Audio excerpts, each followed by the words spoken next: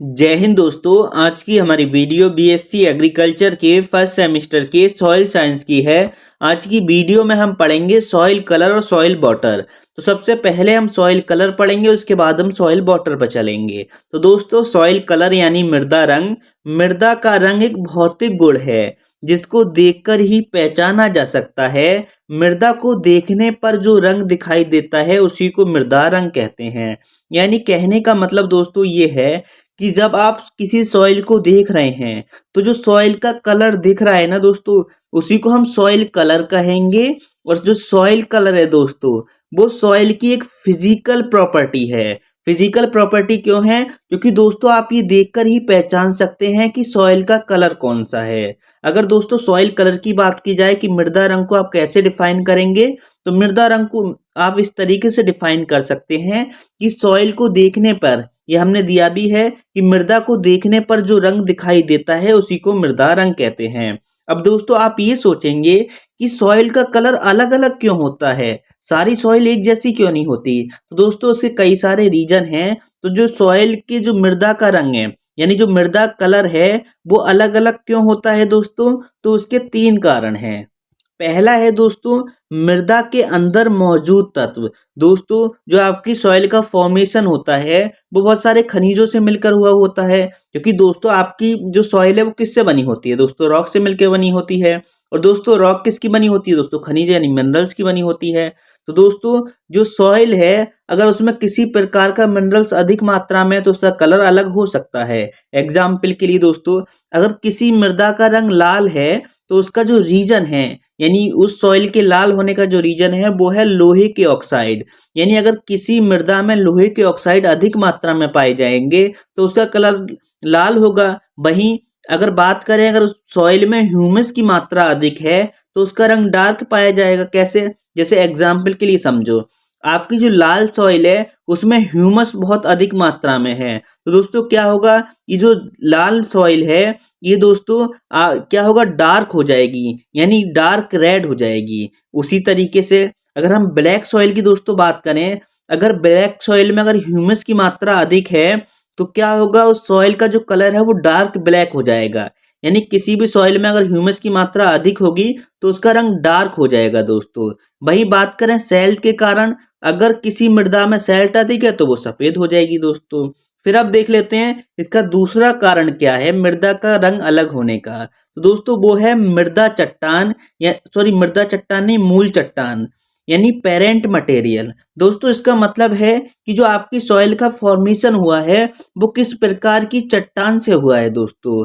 तो दोस्तों जिस प्रकार की चट्टानों से सॉइल का फॉर्मेशन होता है उसके कलर में उसका भी बहुत बड़ा एक रोल होता है। कैसे?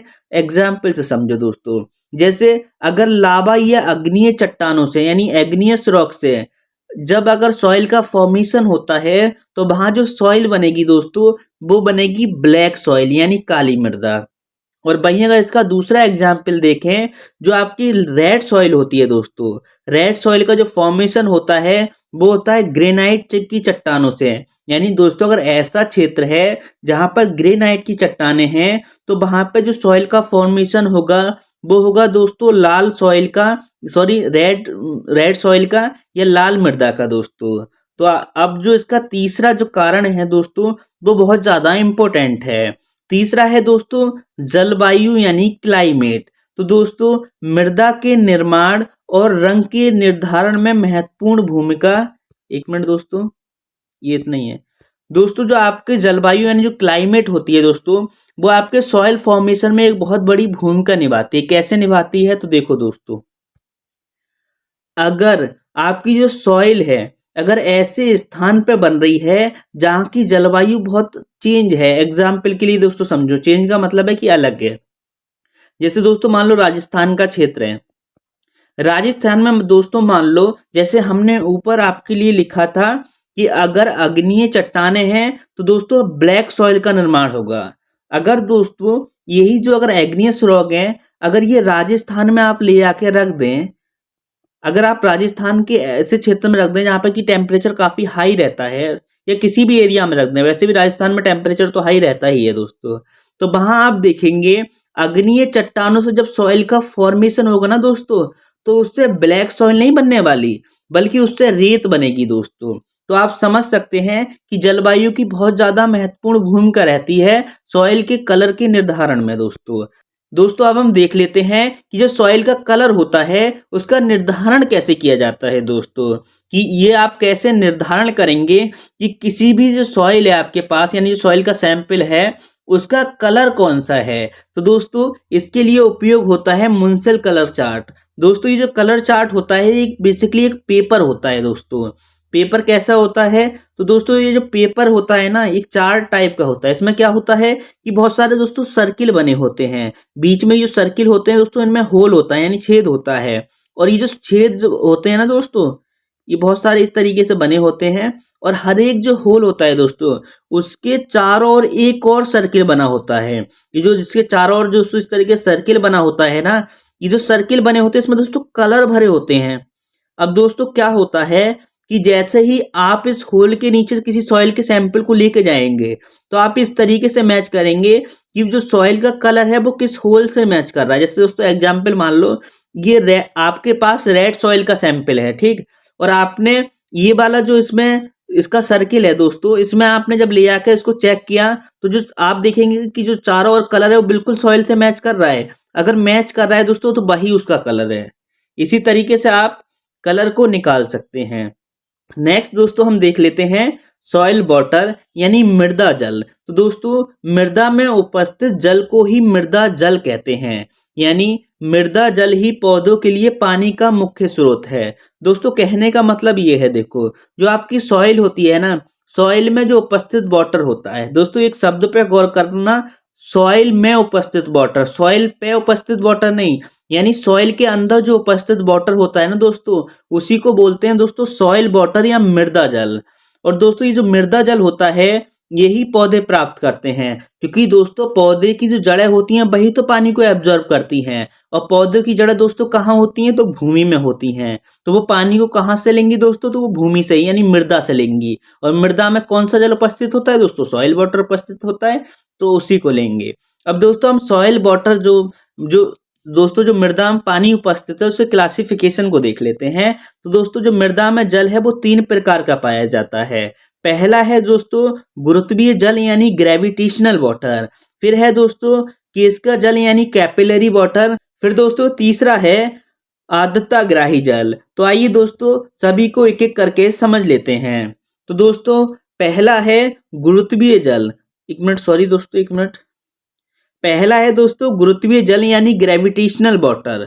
दोस्तों मृदा में अधिक मात्रा में जल आने पर जो जल गुरुत्वीय बल यानी ग्रेविटेशनल फोर्स के कारण गहराई में चला जाता है, इतनी गहराई में कि जड़ उस जल को प्राप्त नहीं कर सकती। देखो दोस्तों आप सभी को पता होगा कि जो सॉइल का जो वाटर होता है वो क्या होता है दोस्तों, समय के साथ साथ नीचे जाता रहता है। एग्जाम्पल के लिए मान लो आपने किसी प्लॉट में या मान लो किसी फील्ड में आपने दोस्तों पानी प्रोवाइड किया।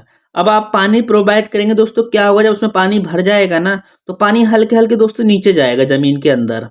दोस्तों एक पॉइंट ऐसा पानी का आएगा कि जो पौधों की जड़ें होंगी वो उस पानी को उपयोग नहीं कर पाएंगे। जैसे मान लो दोस्तों इस एरिया में कोई पेड़ लगा हुआ है, ठीक है, अब जब ये जो पेड़ है दोस्तों इसकी जड़ें भी नीचे होंगी जमीन में। अब दोस्तों जड़ें मान लो इसकी इतनी गहराई तक फैली हुई हैं और पानी दोस्तों आपका पहुंच गया है इस स्थान पे, तो दोस्तों क्या पॉसिबल है कि पौधे की जड़ें अब इतनी गहराई से पानी को ले पाएंगे? तो दोस्तों ऐसा पानी जो ग्रेविटी के कारण नीचे चला जाता है, जिसका उपयोग हमारे पौधे हैं उनकी जड़ें नहीं कर सकती, उसको दोस्तों बोलते हैं ग्रेविटेशनल वाटर या गुरुत्वीय जल। फिर दोस्तों आता है केशिका जल यानी कैपिलरी वाटर। दोस्तों जो कैपिलरी वाटर है ये आप नोट कर लेना, यही जल होता है जिसका उपयोग पौधे की जो जड़ें होती हैं वो करते हैं।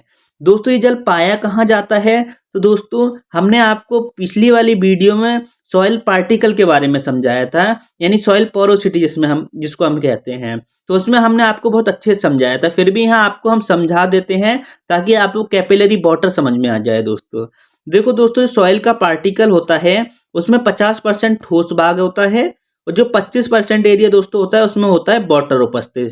ये तो हम सॉइल पार्टिकल यानी सॉइल के कण की बात कर रहे हैं, और जो उसमें 25% दोस्तों एरिया होता है दोस्तों उसमें होती है एयर। दोस्तों जो ये सॉइल का पार्टिकल होता है इसमें जो ये 25% वाला एरिया है ना, इसी जिसमें दोस्तों जल उपस्थित है, दोस्तों इसी जल का उपयोग पौधे करते हैं दोस्तों। और इसी जल को दोस्तों कैपिलरी वाटर कहा जाता है। और यही हमने लिखा भी है कि मृदा के कणों में ये जल पाया जाता है। इस जल का उपयोग ही दोस्तों पौधे करते हैं। नेक्स्ट दोस्तों हम देख लेते हैं, एक मिनट, आर्द्रता ग्राही जल। दोस्तों जो आर्द्रता ग्राही जल होता है, ये मृदा के कणों पर पतली परत के रूप में चारों तरफ रहता है। पौधे इस पानी का प्रयोग नहीं कर पाते क्योंकि ये पानी अत्यधिक बल के साथ मृदा के कणों से चिपका रहता है। दोस्तों होता क्या है ये आर्द्रता ग्राही जल, इसको नए वाले पेज पे समझो, इस वाले पे। दोस्तों जो आपकी सॉइल होती है वो बहुत सारे सॉइल के जो कण होते हैं उनसे मिलकर बनी होती है। तो दोस्तों ये सॉइल के कण होते हैं, इस पे क्या होता है, एक बहुत पतली परत के रूप में एक पानी की परत पाई जाती है दोस्तों। ये इतनी ज्यादा पतली होती है और इतनी ज्यादा फोर्स के साथ सॉइल के कण से चिपकी होती है, यानी पार्टिकल से चिपकी होती है, कि इसका उपयोग दोस्तों पौधे कर ही नहीं सकते। दोस्तों ये जो वाटर होता है इसका उपयोग पौधे नहीं करते। दोस्तों अगर आपको कोई डाउट रह गया हो तो आप हमसे कमेंट सेक्शन में पूछ सकते हैं।